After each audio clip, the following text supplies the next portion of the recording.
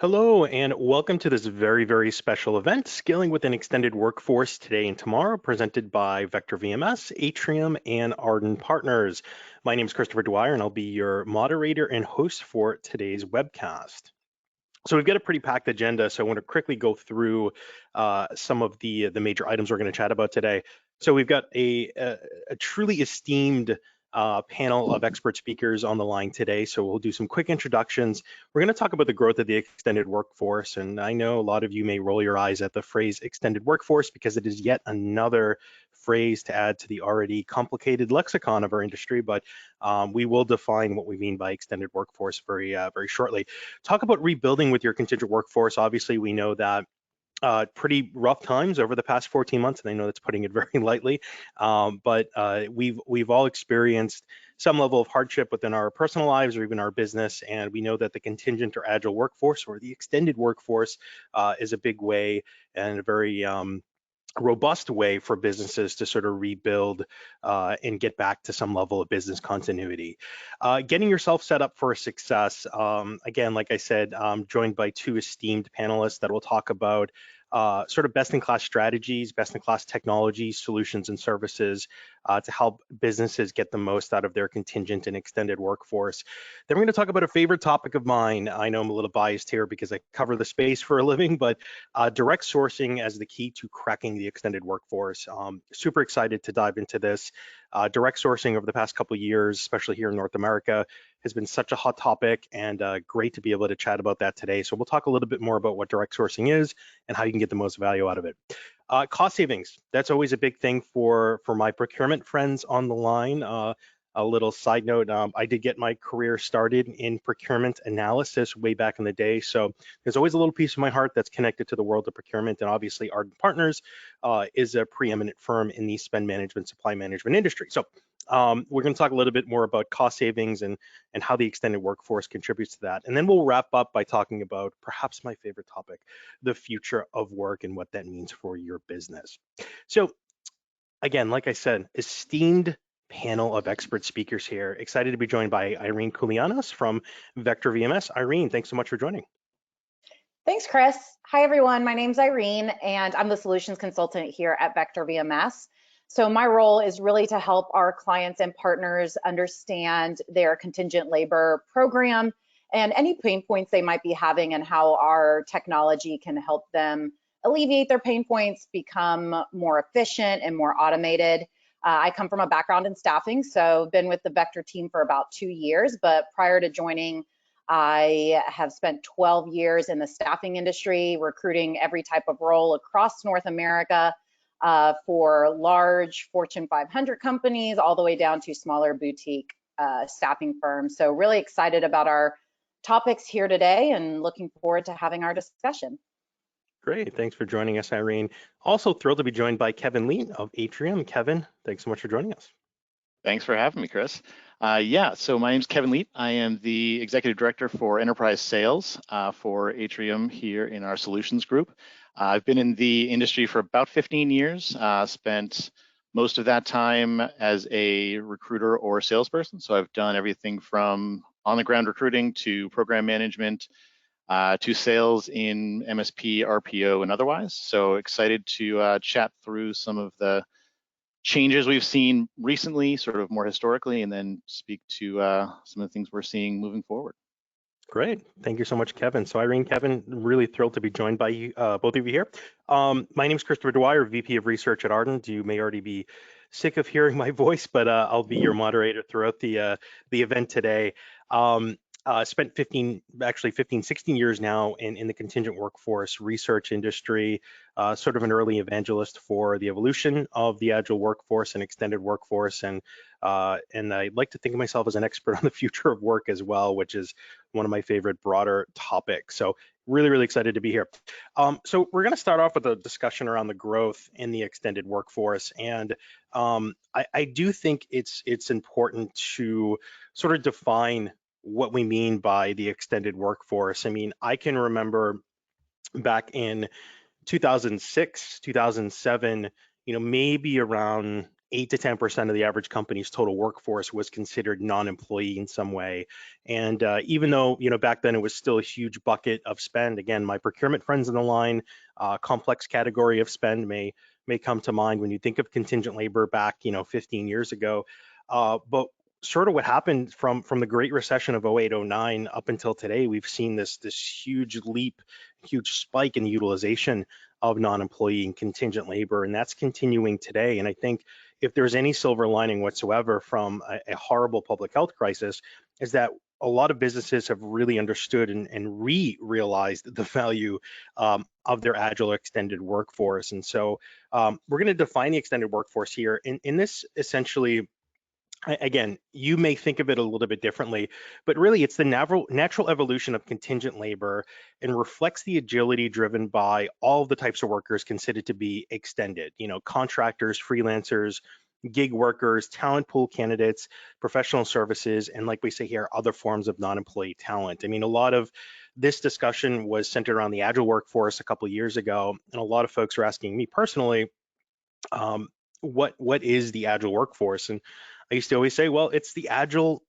it's a natural evolution of the agile workforce, right? I mean, think of your contingent workforce as something that has been in place for such a long time, and you're deriving certain pieces of value from it. But over the past 5 or 6 years, the phrase business agility has become very hot. And the reason why is that there are different pieces of the organization that contribute to you being more dynamic and how you respond to market pressures and challenges. And we've seen over the past decade, right, that non-employee agile extended talent is a way for businesses to be truly agile. So see this as another natural evolution. And I think the extended workforce is sort of expanded. I think the value is broadened and increased and enhanced by the advancements in talent acquisition, direct sourcing, talent pools, digital staffing, on-demand staffing, talent marketplaces, so many wonderful tools, services, and outlets and channels of talent today that it really is an extended workforce that's put in place to help organizations get work done. And so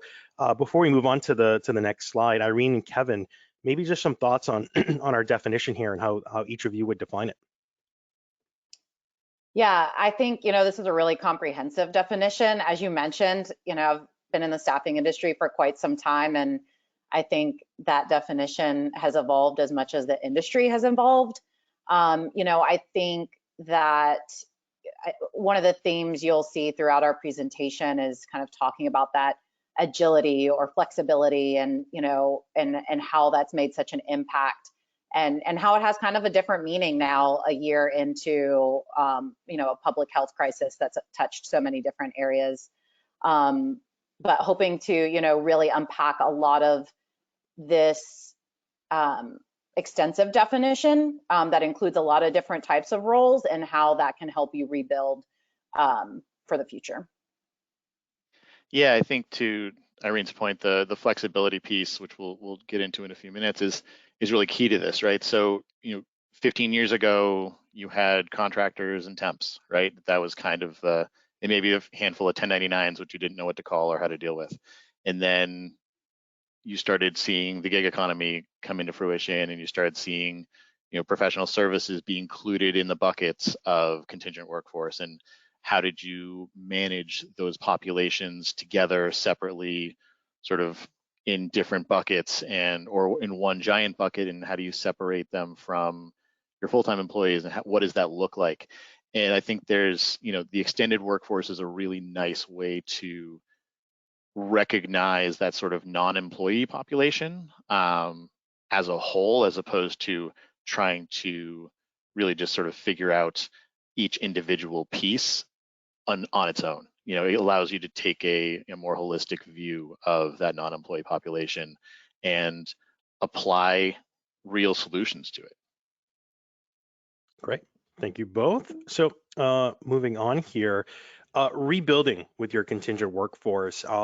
We all know some of the major stories over the past 13, 14 months, but if there's one major item that I've been chatting about for 14 months now with HR and procurement and talent acquisition executives is the flexibility of the workforce and how that's been a sort of a big boon to scaling up and scaling down. I mean, depending on what industry you're in, you've gone through a roller coaster ride in terms of staffing and how you structure your workforce, right? And the art of contingent workforce management is really a way for businesses to realize the true value of the skill sets and expertise that are a part of their total talent or their total workforce. And going into 2021, many more businesses were scaling up, right, and had more open positions, and didn't have to worry as much about the business continuity issues of March, April, May, June of last year. And so really excited to talk to Irene and Kevin here about rebuilding with contingent labor. So Kev, Irene, let's chat a little bit here about optimizing your contingent labor program and avoiding some of the typical pitfalls.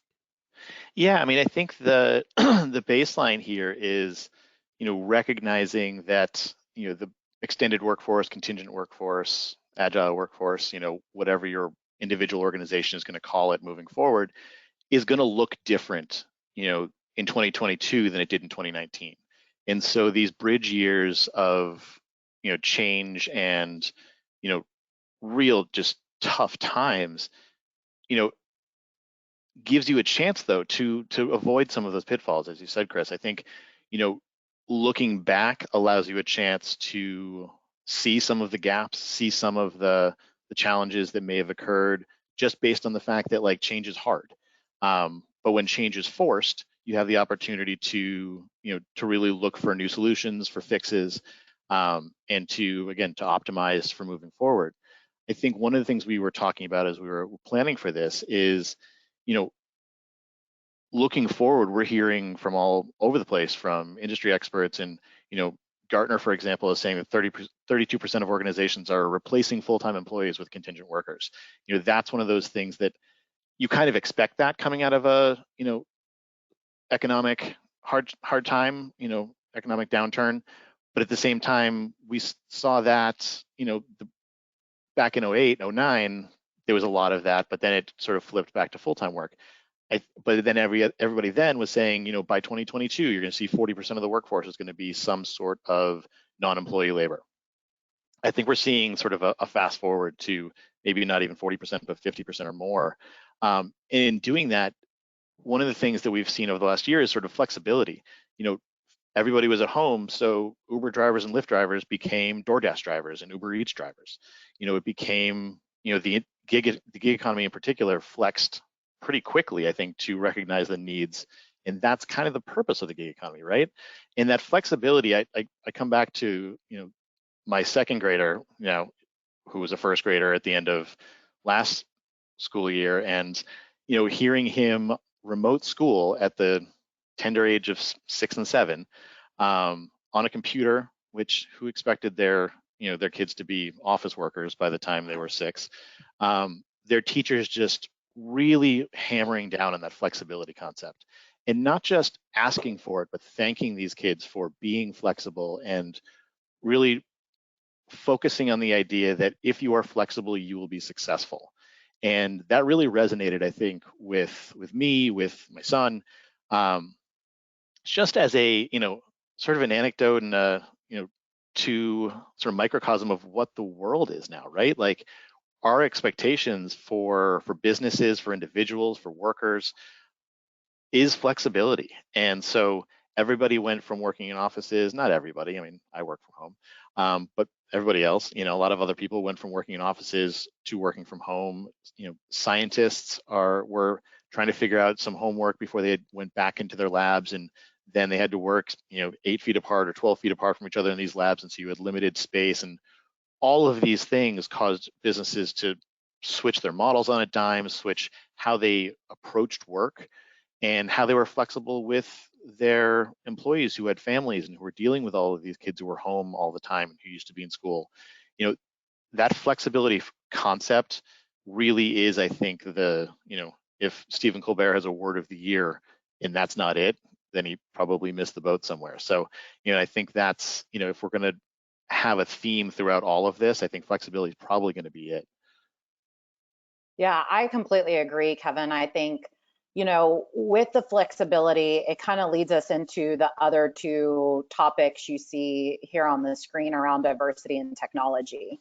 And, really, I think in recruitment for years, there's been a standard. There's been a way you do things, especially in contingent labor. There's been a fear of this, dreaded co-employment.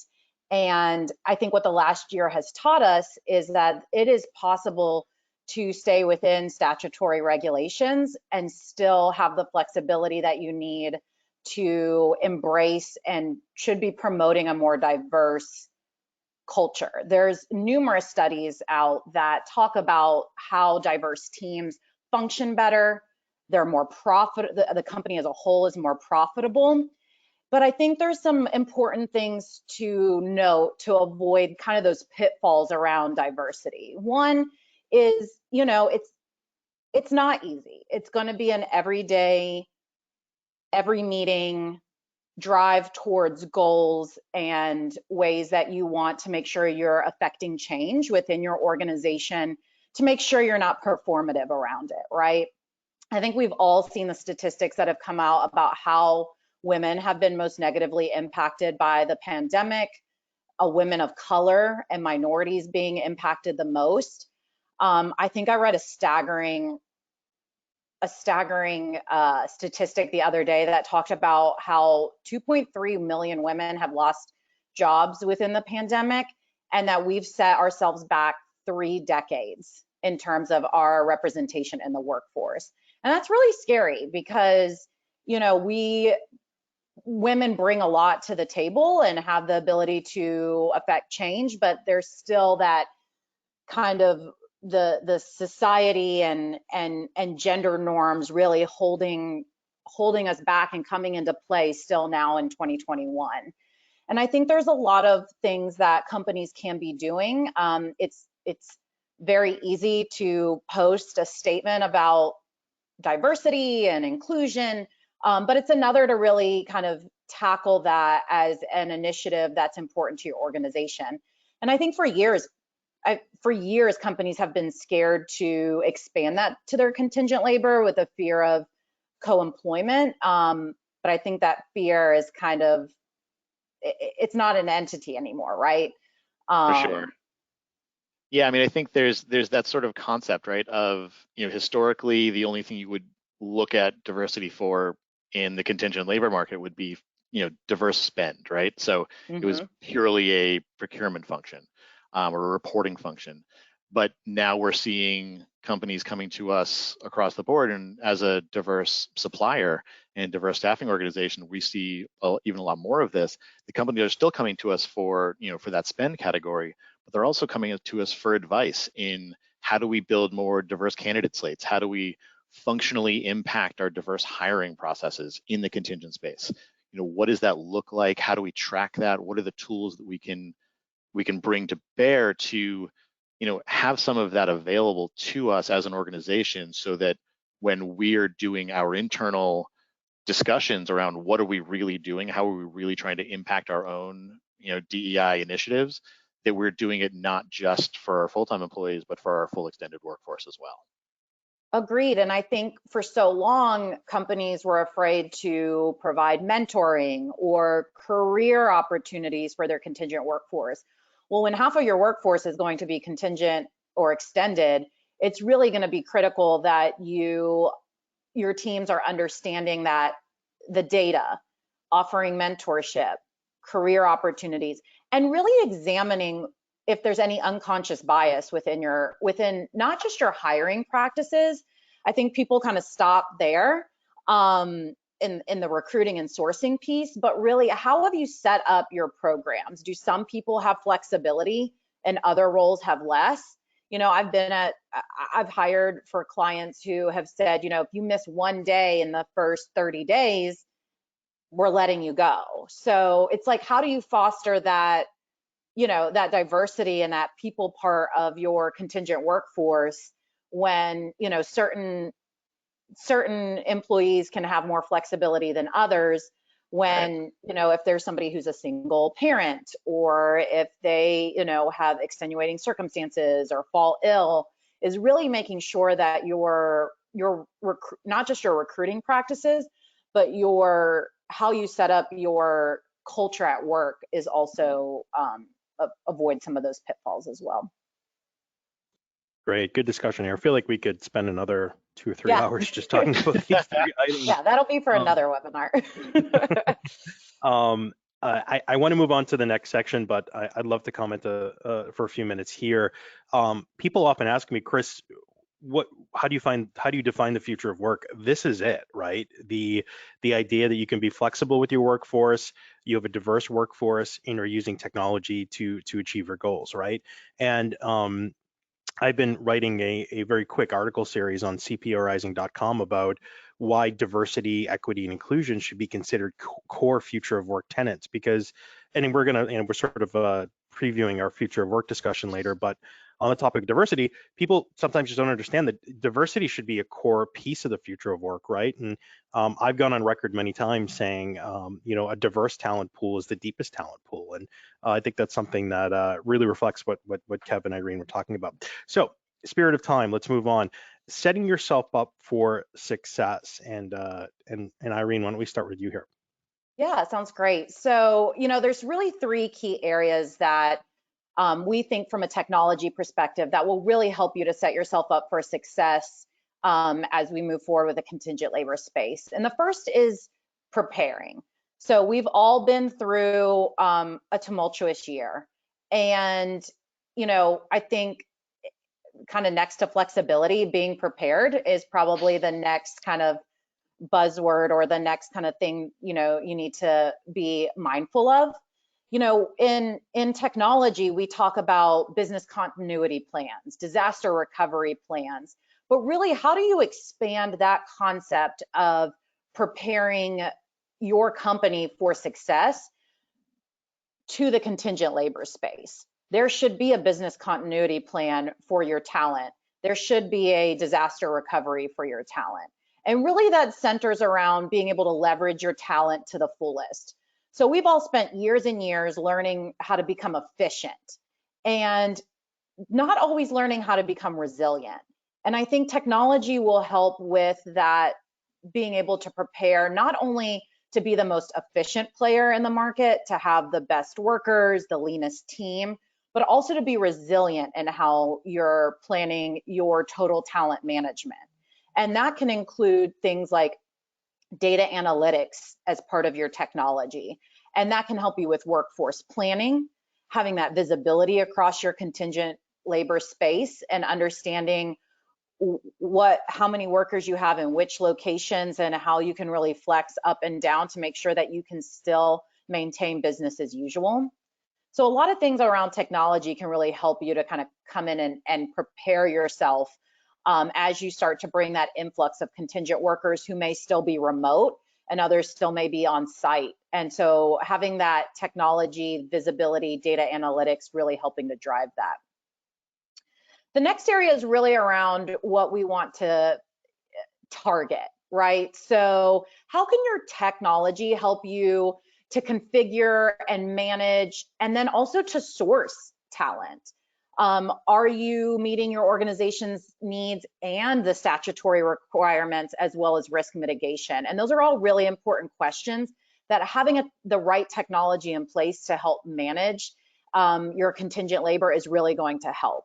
So do you have some workers or projects that are considered SOW, 1099, IR35, traditional staff aug? Those are all things that a technology can help you to organize, as well as to help with risk mitigation and to help increase sourcing. So you're targeting the right types of candidates for the types of projects that you're going to be working on. I think everyone has been waiting and putting off SOW management process, right? It feels overwhelming. There's a lot of spend, there's a lot of moving parts, there's contracts, there's legal requirements.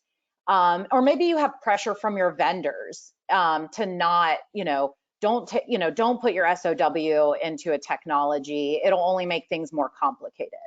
Well, I really think now is the time to take action. You know, more and more companies are moving towards kind of wrangling that SOW spend, and we can talk a little bit more about that when we talk about costs.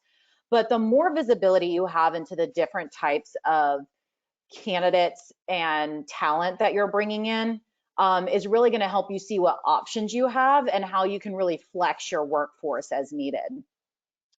And then also in part of like targeting those key individuals to your organization in the contingent labor space is flexible and increased sourcing revenues. So we'll talk a little bit more about that with direct sourcing. And then we've already touched on kind of the ability to distribute to diverse vendors and vendors who provide diverse talent. So that's really key, right? So we talked about this.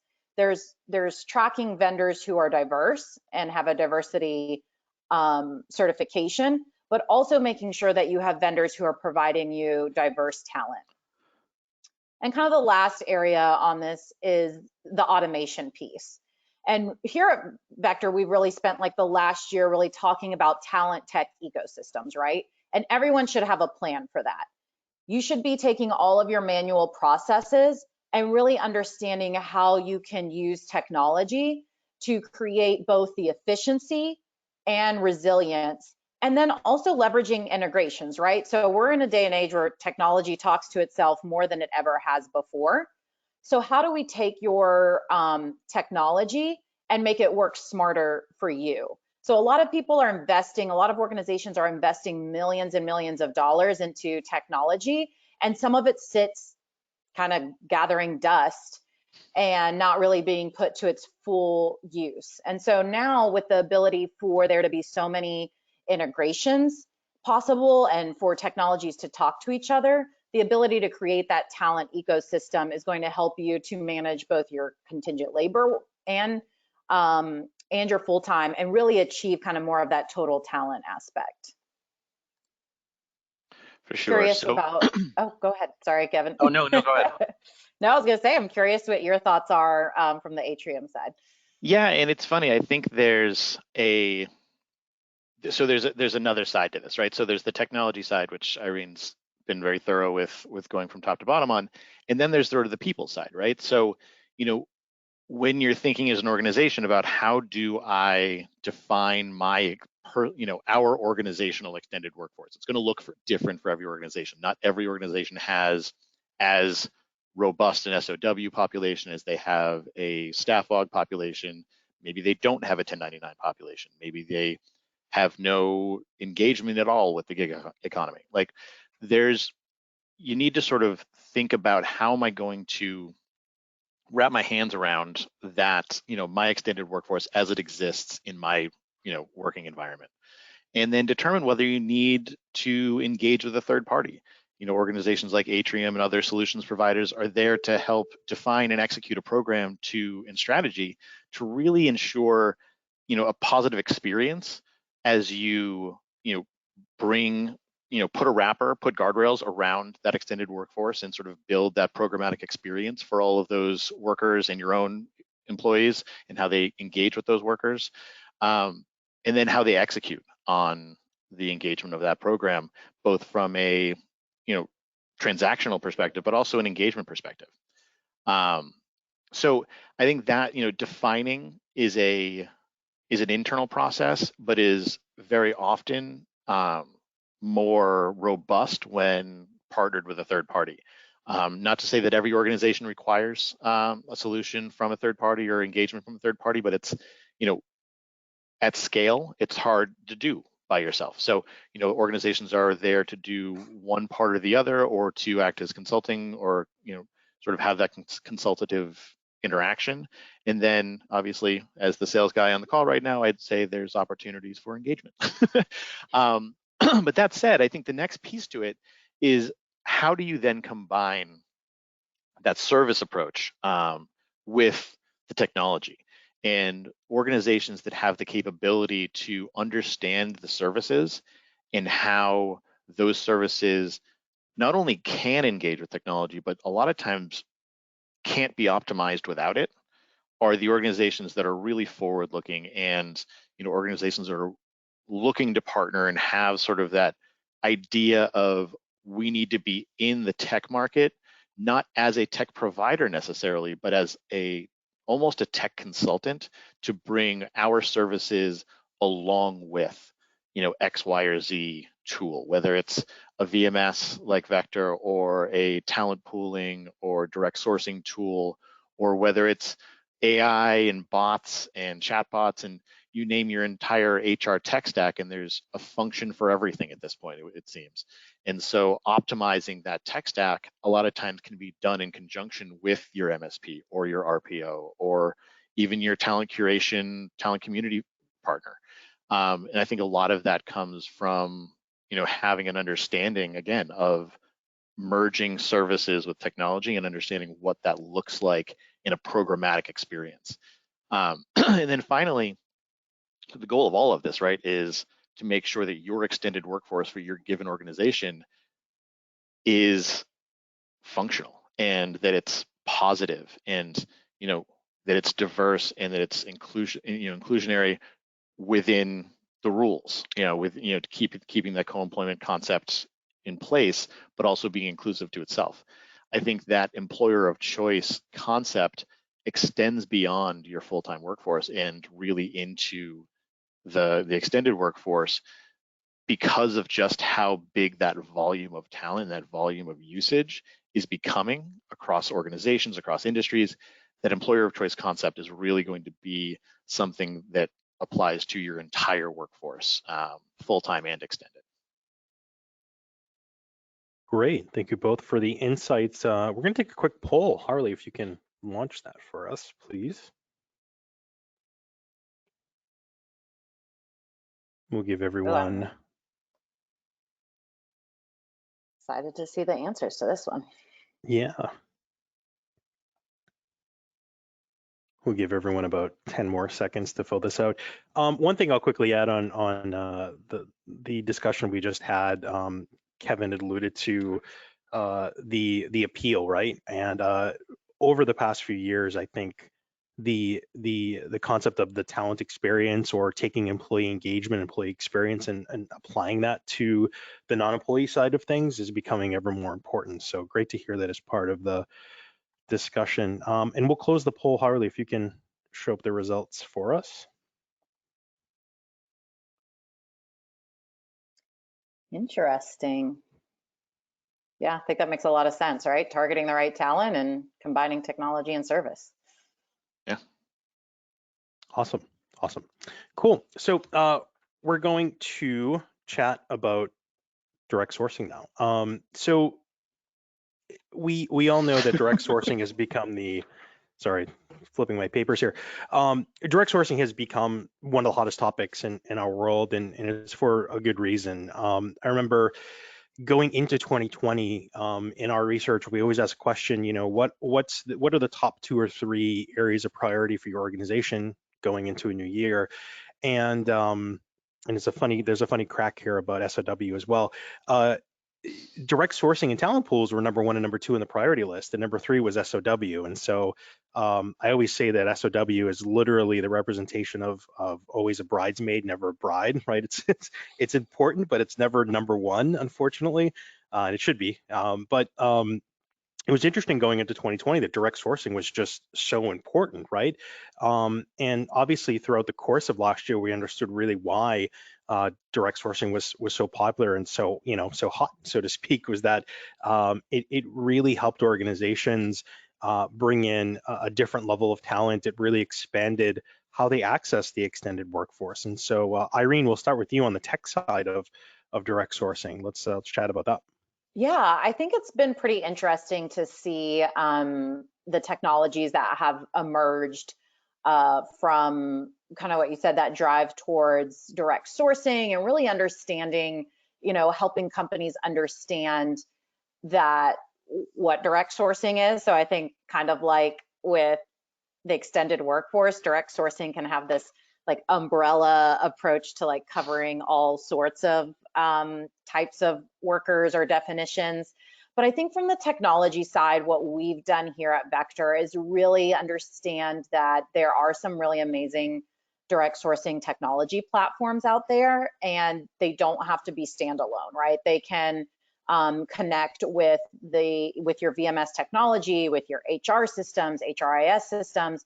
And really it's a way to use, again, technology to drive efficiency, to use your branding. So, once you become that, once you follow all of Kevin's advice and become the employer of choice, then you can, actually use your career site to bring in contingent workforce and oftentimes be able to reduce costs through being able to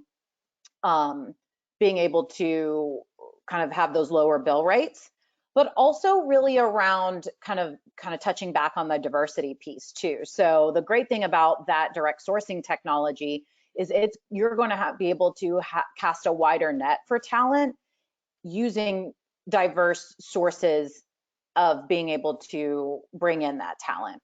And so, ways that we've seen some of our clients using it as a way to kind of differentiate themselves is obviously with diversity and being able to post to diversity job boards and using diversity vendors, but also those alumni pools, bringing people back to work. So, a lot of people were furloughed, or maybe there's parents who had to leave the workforce to care for children. And really that direct sourcing technology can help you to stay in touch with your entire talent pool or through these different types of avenues and be able to bring people back into work. But I think the technology is just one piece of it, right? So the technology is great. There's AI, there's machine learning, there's all that fun tech garb that we like to talk about and how we can bring in talent. But I think just as important, I mean, it's still the people industry, right? We're still talking about people. We're still wanting to have that human approach to things. And, I think, Kevin, I'm interested to hear kind of how that curation piece playing off of the technology piece helps with direct sourcing. Yeah, I mean, so if you think about the technology piece and sort of how it brings to the fore the access to your historical talent, to your talent pools, to your, silver medalists, bronze medalists, former interns, retirees, all of these, all these names and profiles that organizations have gained and, have stored in their ATS or whatever system they're using of record over years and decades, very few organizations have the wherewithal within their talent acquisition recruiting teams to really go back and leverage that database. Some of the tools are there, some of them aren't. And especially as you look to expand those pools of talent and invite people in and start engaging with those folks, having a curation partner in one way, shape, or form allows to have a more on-demand workforce at your sort of fingertips.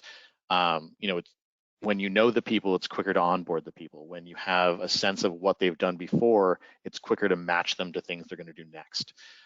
So that talent pooling, that utilization of prior talent, whether it's candidate or workers, makes for a much quicker access to talent. And I think, at the end of the day, direct sourcing allows you to leverage your brand, again, to expand, from those folks that you already know to people that you want to know and invite into your pools, and then engage with them on an ongoing basis so that they understand why they would want to work with your organization. And, from a branding, recruitment, marketing, technology perspective, that's all well and good, but if you don't have the people and the team there to curate and engage with those folks directly, then you're missing the sort of key point of matching. And so direct sourcing, as far as Atrium is concerned, is really about leveraging all of those functions to bring the right talent out of those pools and really apply them to the right position in a way that is quick, efficient, the right match, recognizing culture fit, recognizing boss fit, recognizing job fit, and being able to do that in a way that is cost efficient through these sort of existing pool mechanisms, as opposed to having to go out to market and pay retail rates or pay preferred retail rates to staffing providers. You have these folks in your history and in your own tools, and you can build on those talent pools with a bunch of different other aspects. It's sort of a no-brainer. And I think, to Chris's point, part of the reason it's been on the top of everybody's mind for these last couple, 3-4 years, is really the question isn't whether we should do it, it's how we should do it and what's the best way to do it, right? Awesome. So great discussion of direct sourcing there. And again, that's probably another topic that the three of us could talk about for hours, but we're going to move on to cost benefits through the extended workforce. And funny story here. I remember when I first started my analyst career, probably for the first 5 or 6 years, actually, cost savings was always the number one priority for businesses when it came to enhancing or building out their contingent workforce program. Cost savings, cost savings, cost savings. What way can we drive down costs? How can we improve spend management on our non-employee labor? And for a good chunk of time, I mean, literally up until last year, there were always non-cost priorities, right? There was compliance, there was achieving true business agility, more visibility, better depth and skill sets, and all these other non-cost related priorities. And so I think one thing that we learned last year coming out of the pandemic is that scaling up and scaling down in that roller coaster, one thing that became critically important for businesses when it came to their extended workforce was the avenue of cost savings. So Irene and Kev, let's chat a little bit about that. Yeah, and so as we kind of talked about this ahead of time and did some planning for this, I don't know if you can tell that we planned, but we did. One of the things I think that came up was that cost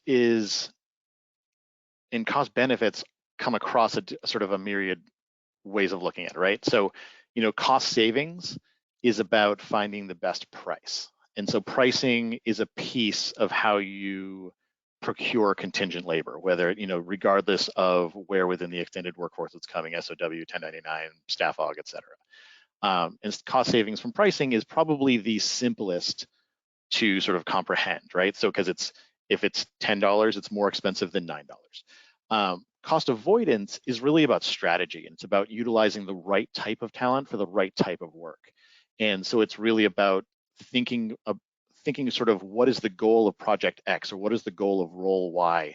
And I feel like there's an opportunity there to engage with partners, whether it's on the technology side, whether it's on the curation side, whether it's on the MSP or RPO side, to really think about how do we avoid paying too much? How do we avoid engaging the wrong type of resource for a specific type of opportunity, and doing it the right way, and rather do it the right way, and think about how we avoid those sort of higher costs.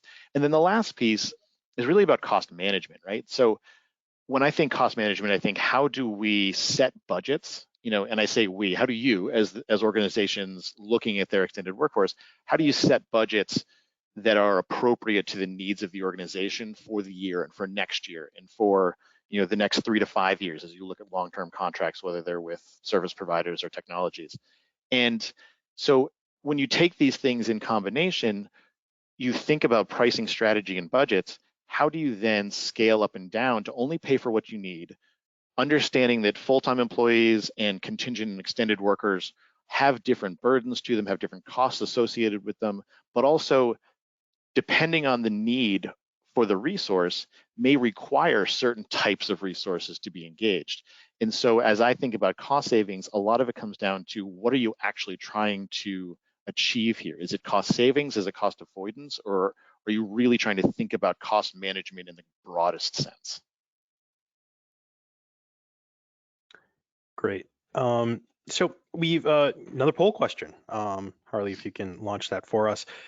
Great insights there, Kev. And I do think that, and we're going to let our attendees fill out this poll while we chat really quickly here. I love how this is broken down, right? Because I do think there's sometimes a little confusion over, the cost savings aspect of contingent workforce management. And now that we're seeing such a spike in the utilization of non-employee talent, I think it's good for us to be able to break it down like this. So kudos to Kev there. Give 5 more seconds and then we'll talk about the poll results. Yeah, I think it's super interested to see where this comes.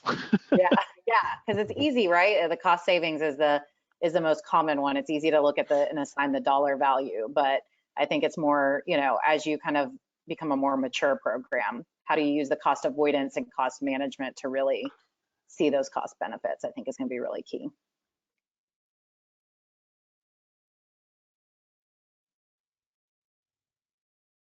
Interesting. Yeah, nobody wants to avoid costs. That is kind of funny. I'm actually not I'm not super surprised, because I think budgeting is the hardest thing, but also the thing that is most important to the powers that be above any given person in roles related to this, because you can't go over budget. So I can see why cost management would be important. Cost savings obviously is going to be important from a transactional point of view, to a lot of folks. But little surprised that more people didn't bring up cost avoidance. But I think it's more of the intangible, right? Like you can't. It's going to be like for our next webinar, maybe people will be ready. We'll just do a cost avoidance webinar. It's really fun. Right? Awesome. So last section of the day before we open it up for Q&A. And again, you have any questions whatsoever, hit up your Q&A tab or your questions tab and pop them in. As you can tell, Kev, Irene, and I have no problem talking about this space at all. So throw your questions in.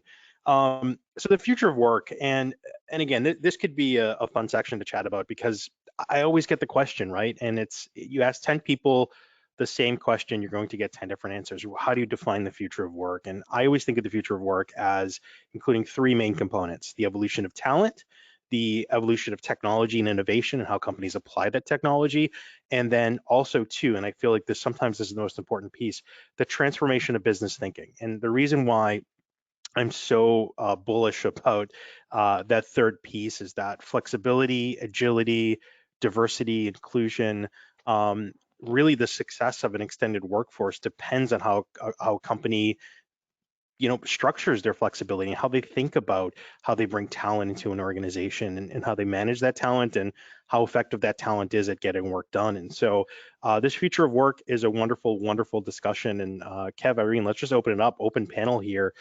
Thoughts on sort of, what's ahead for all of us, and as you look to getting work done and supporting that with talent.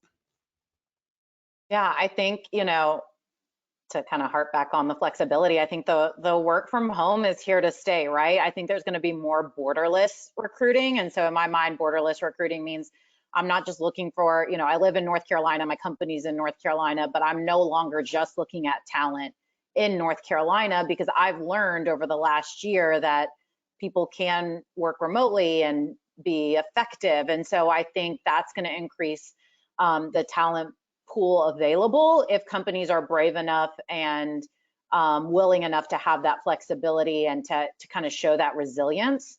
I think we're also going to see a lot of legislative changes that come around 1099, IR35. I mean, the UK, I think, is going through that now, but also what benefits that those traditional kind of gig workers will now receive that they didn't before, and how will that affect the gig economy, right? So initially, before 2020, people were going in, I like the flexibility, I don't care if I have benefits or not. And now it's more that those two things don't have to be mutually exclusive.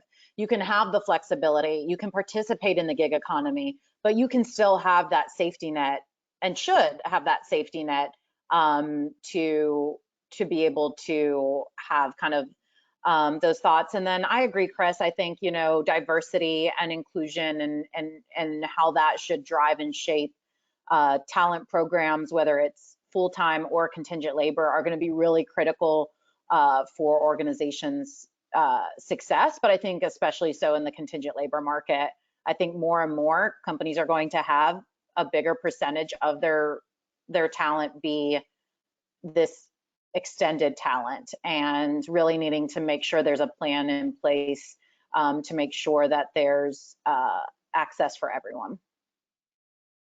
Those are my thoughts. It's kind of funny, like as we think about sort of the remote workforce becoming more the norm, and I think a lot of organizations are going to snap back in some way, and maybe probably go a little draconian in doing so to get back in the office. That's going to cause its own set of challenges and whatnot, particularly as it relates to health and safety and vaccinations. And there's a lot of discussion around vaccine passports and that kind of thing. I mean, what is that going to look like in terms of a return to work set of policies? So organizations are going to have to think about those kind of things. But on the flip side, the organizations that are going to stay remote, there's a pretty broad spectrum of organizations that are going to be looking at their real estate and saying, okay, if everybody's working from home, we don't need this much real estate. And the irony of having an organization like WeWork have something of a collapse over the last 24 months is that, God, if they had come around 2 years later, wouldn't that be interesting? Organizations are going to be looking for shared workspace and shared meeting space, and maybe that's going to help the hotel industry come back faster, and the banquet functions, and the hotel and restaurant space come back that much faster. It's really just it's an interesting world we're looking at coming out of this, because nobody really knows what's going to happen. And to bring back the sort of DoorDash to Uber conversation, like, are those folks going to flip back and forth? Is everybody who sits is using their car as their workplace just going to have 12 different things they can do based on what's going on in their local region for return to work? Is return to work in Texas going to look different than it is in Massachusetts? Going to look different than it is in Seattle? Probably. And is that going to impact how the return to work looks? I think it probably will. Yeah, good conversation here. I mean, again, this could be a webinar into itself. What talent do we expect over the course of the year, right? One question that I'll ask the both of you. We were just chatting about sort of the importance of the non-tech attributes of the future of work. What do we think about the changes in business leadership, right? Being more flexible, being more empathy-led, being more sort of open to the human side of their workforce rather than, looking at them as just, assets, and, instead of, looking at them as people. And that's a big piece of it too, right? Yeah, I completely agree. And it's interesting because I know I'm a little biased, but our CEO at LTG, I'll kind of use him as an example, very finance focused, right? Which, thank goodness. I mean, obviously in a pandemic, you want somebody, in a tough economy, somebody who's able to steer the helm and create those, that ability to be that financially sound as an organization. But I think the key thing, and that a lot of other business leaders can learn from this, is also the people part of it, the empathy, the being able to understand that you don't always have to equate a dollar sign to something being successful. And I think, I've been very lucky in that our CEO has that ability to flex between both of those, right? To both be financially sound within and be the kind of captain of our ship during tough times, but also to recognize that there's the human aspect of it as well. We had for International Women's Day, we had a group, a company-wide chat going and ways to improve things across, in the world. And our CEO reaches out directly to understand more about how LTG can be better, how we can do more, how things can be more inclusive. And I think it's that balance, right? It's having the ability to still be financially focused, right? We still have to make money. It's how you pay everybody, but also understanding that your people aren't just your dollar sign and just not lines on a spreadsheet, that there's more to that, and investing in that piece as well, and understanding how that might also help you to be more profitable in the long run, even though it looks like you're spending more money in the short term. Yeah, it definitely seems like loyalty and sort of transparency and honesty from leadership down has led to loyalty up, right? So, I was in a situation last year where I lost my job at the beginning of the pandemic because the organization I was at was in a tough spot when a lot of the hiring stopped. And I was lucky enough to join Atrium relatively soon after that because there was an opportunity to be forward looking, and they decided to take a shot in the middle of a pandemic to bring me on. And I think there's a lot of understanding and loyalty in how organizations that are willing to keep their people and move forward with them even through tough times garners that loyalty. But also, the organization that I left was very open and honest about what was happening, how it was going to happen, and in their letting people go or furloughing people, were honest and straightforward with how they went through that process. And I have, I can't say I have any ill will there. I totally understand the financial decisions they had to make.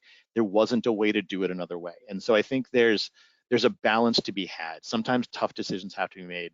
If you do it in a way that's not sort of like just cut the cord the day of, and leave everybody in the lurch, but rather engage with people, try to make it as comfortable a process as possible and give the resources necessary, then absolutely. I mean, I think going forward, we just don't know what's next, right? And so I think organizations need to consider how they engage with their employees and their non-employees in terms of how do you keep bridges from being burned so that when things come back, you have access to the people you need access to.